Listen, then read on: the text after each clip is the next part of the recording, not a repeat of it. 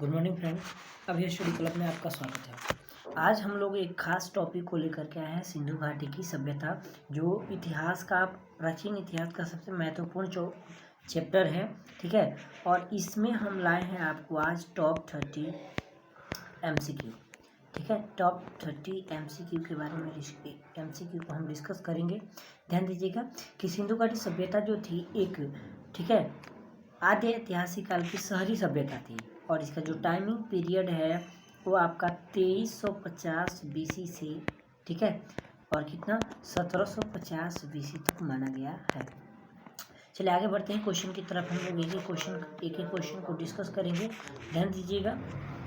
चलिए सबसे पहला क्वेश्चन डिस्कस करते हैं हम। सबसे पहला क्वेश्चन है कि हड़प्पा की खोज कब हुई थी। ठीक है, ध्यान दीजिएगा, हड़प्पा की खोज कब हुई थी। तो हड़प्पा की खोज हुई थी कि 1921 में, और 1921 में हड़प्पा की खोज किसने की थी। तो ध्यान रखेंगे, दयाराम साहनी ने। किसने दोस्तों? दयाराम साहनी ने। ठीक है, मोस्ट इम्पोर्टेंट एक और डेट है 1922। 1922 में किसकी खोज हुई थी। तो ये खोज हुई थी मोहनजोदाड़ो की। ठीक है, मोहनजोदड़ो की खोज हुई थी, और किसने किया था दोस्तों। तो ये किया था राखाल दास बनर्जी ने। क्या? राखाल दास बनर्जी ने। याद रखेंगे, इसको छाप लीजिएगा, क्योंकि यही प्रश्न आने वाले हैं आपके एग्जाम में, किसी भी कॉम्पिटिटिव एग्जाम में या आपके बोर्ड एग्जाम में यही प्रश्न आते हैं। चलिए आगे बढ़ते हैं हम। अगला क्वेश्चन है कि मोहनजोदड़ो की खोज कब हुई थी। जी हाँ दोस्तों, अभी हमने डिस्कस किया कि मोहनजोदड़ो की खोज 1922 AD में हुई, और रखालदास बनर्जी ने किया था। चलिए आगे क्वेश्चन बढ़ते हैं कि हड़प्पा किस नदी के तट पर है। तो ध्यान रखेंगे दोस्तों, हड़प्पा जो है वो रावी नदी के तट पर है। ठीक है, मोहनजोदड़ो की बात करेंगे तो मोहनजोदड़ो सिंधु नदी के तट पर है। ठीक है, मोहनजोदड़ो जो है आपका वो सिंधु नदी के तट पर है। ठीक है, लेकिन जो हड़प्पा है वो किस नदी के तट पर है। रावी नदी के तट पर है। लोथल का बात करें हम तो लोथल आपका भोगवा नदी के तट पर है, और गंगा नदी के तट पर सिंधु घाटी सभ्यता की कोई भी स्थल मौजूद नहीं है। चलिए दोस्तों आगे बढ़ते हैं अगला क्वेश्चन की तरफ हम, कि हड़प्पा की खोज किसने की थी। ध्यान रखेंगे कि हड़प्पा की खोज दयाराम साहनी ने की थी। ठीक है, और ये राखालदास बनर्जी का नाम हमने बताया है कि इसने मोहनजोदड़ो की खोज की थी। ठीक है, और लॉर्ड कर्जन ने ASI का गठन किया था। कब?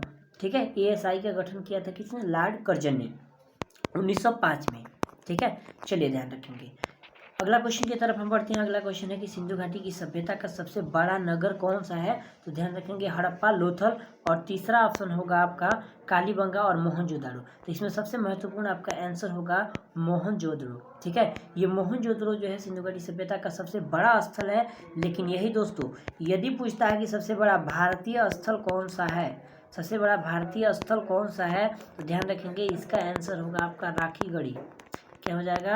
राखीगढ़ी आंसर हो जाएगा। ठीक है, इसको छाप लीजिएगा प्रश्न को। चलिए आगे बढ़ते हैं कि हड़प्पा सभ्यता का सबसे बड़ा भारतीय स्थल कौन सा है। आगे क्वेश्चन जो अभी हमने ऊपर बताया।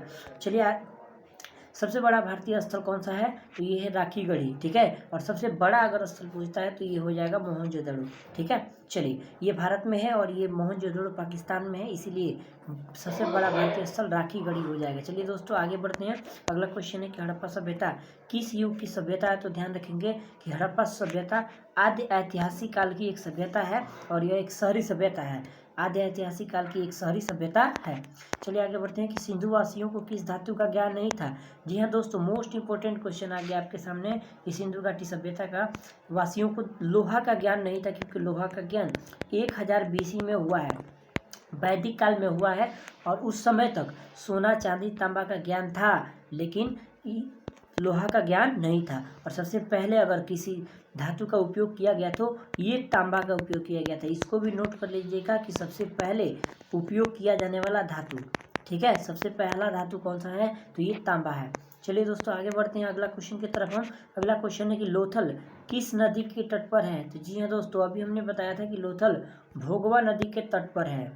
ठीक है, चलिए इसका आंसर सी हो जाएगा। अगला क्वेश्चन की तरफ बढ़ते हैं कि सिंधु घाटी सभ्यता में विशाल स्नानागार, ठीक है, कहाँ से प्राप्त हुए हैं। तो ये हड़प्पा, मोहनजोदड़ो, और फिर कालीबंगा और लोथल। तो इसका सही जवाब होगा कि इसका मोहनजोदड़ो। इसका सही जवाब होगा मोहनजोदड़ो से विशाल स्नानागार और अनागार दोनों पाए गए थे। ठीक है, चलिए आगे बढ़ते हैं अगले क्वेश्चन की तरफ। अगला क्वेश्चन है कि हड़प्पा सभ्यता किस युग की सभ्यता है? तो ध्यान रखेंगे दोस्तों, यहाँ लौह युग, कांस्य युग और भी दोनों इनमें से कोई नहीं। तो लौह युग का नहीं होगा क्योंकि लोहे का खोज नहीं हुआ था, तो ये कांस्य युग की सभ्यता हो जाएगी। चलिए आगे बढ़ते हैं। अगले क्वेश्चन में लोथल स्थित है, कहाँ पे लोथल स्थित है? तो ध्यान रखेंगे लोथल आपके गुजरात में स्थित है। कहाँ स्थित है? तो लोथल आपके गुजरात राज्य में स्थित है। ठीक है, चलिए आगे बात करते हैं अगले क्वेश्चन की तरफ कि मोहनजोदड़ो का उत्खनन किसने किया था? तो जी हाँ दोस्तों, मोहनजोदड़ो का उत्खनन हमने बताया क्या, रखाल दास बनर्जी यानी कि RD बनर्जी ने 1922 में किया था। कब किया था? 1922 में किया था। अगले क्वेश्चन की तरफ हम बढ़ते हैं कि एशियाटिक सोसाइटी की स्थापना किसने की थी? जी हाँ दोस्तों, बहुत महत्वपूर्ण क्वेश्चन। एशियाटिक सोसाइटी की स्थापना, ठीक है, विलियम जोन्स ने किया था। एशियाटिक सोसाइटी की स्थापना किसने किया था? विलियम जोन्स ने किया था। ठीक है, चलिए अगला क्वेश्चन बढ़ते हैं हम। कालीबंगा कहाँ स्थित है? कालीबंगा सिंध, बंगाल, ठीक है, उत्तर प्रदेश और राजस्थान। तो जी हाँ दोस्तों, इसका महत्वपूर्ण आंसर हो जाएगा आपका राजस्थान। इसका आंसर हो जाएगा क्या? राजस्थान। कालीबंगा राजस्थान में स्थित है। चलिए दोस्तों अगले क्वेश्चन की तरफ बढ़ते हैं कि हड़प्पा में मिट्टी के बर्तनों पर सामान्यतः किस रंग का उपयोग किया गया था? तो इसका सही जवाब होगा कि लाल रंग का प्रयोग किया गया था हड़प्पा में मिट्टी के बर्तनों पर। चलिए दोस्तों अगला क्वेश्चन की तरफ हम बढ़ते हैं कि सिंधु घाटी सभ्यता का सबसे महत्वपूर्ण विशेषता क्या है? कि पक्की ईंटों से बनी इमारत, प्रथम असली मेहराब, पूजा स्थल, कला और वास्तुकला। तो इसका मोस्ट इम्पोर्टेंट आंसर हो जाएगा कि पक्की ईंटों से बनी इमारत। यहाँ की जो इमारत बनी हुई थी वो पक्की ईंटों से बनी हुई थी और पूरा जो इमारत था ये 2 भागों में बटा हुआ था। हर जगह की जो सब शहर था ये 2 भागों में बटा हुआ था। एक ऊंचला दुर्ग था, ठीक है, और एक निचला दुर्ग था। ठीक है, चलिए और इसकी ईंटों का अनुपात भी निश्चित था दोस्तों, 4:2:1 के अनुपात में, यानी कि लंबाई उसकी 4, चौड़ाई 2 और ऊंचाई कितनी थी? मोटाई 1 थी। चलिए दोस्तों अगला क्वेश्चन की तरफ हम बात करते हैं। निम्नलिखित में कौन सा एक हड़प्पा सभ्यता का बंदरगाह है? तो हड़प्पा सभ्यता का एक ही बंदरगाह है। जी हाँ दोस्तों, वो आंसर होगा आपका लोथल। लोथल एक पतन था या बंदरगाह था। चलिए अगला क्वेश्चन है, निम्नलिखित में किस हड़प्पन नगर से जुते हुए खेतों के साक्ष्य मिलते हैं? तो जी हाँ दोस्तों, जुते हुए खेतों के साक्ष्य जो आपको मिलते हैं, ठीक है, वो मिलते हैं आपके कालीबंगा से। ठीक है, कहाँ से मिलते हैं दोस्तों?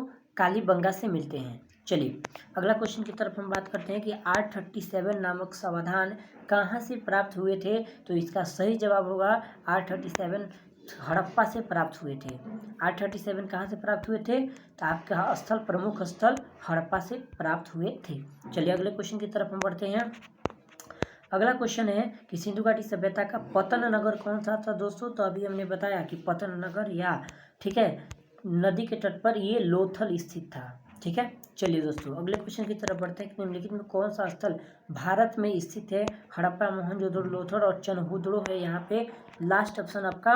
तो इसमें सही आंसर हो जाएगा आपका क्या? लोथल। ये गुजरात में स्थित है। बाकी हड़प्पा, मोहनजोदड़ो और ये चनहुदड़ो तीनों का तीनों पाकिस्तान में स्थित है।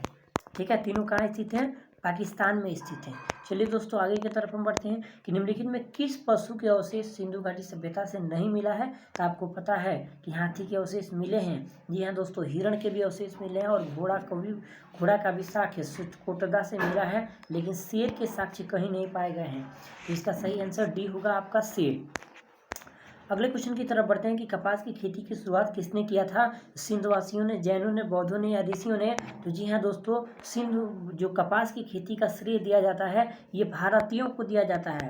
ये भी पूछा जाता है कि किसको दिया जाता है? तो भारतीयों को दिया जाता है और भारतीयों में मुख्य रूप से सिंधुवासियों ने कपास की खेती का प्रारंभ किया था।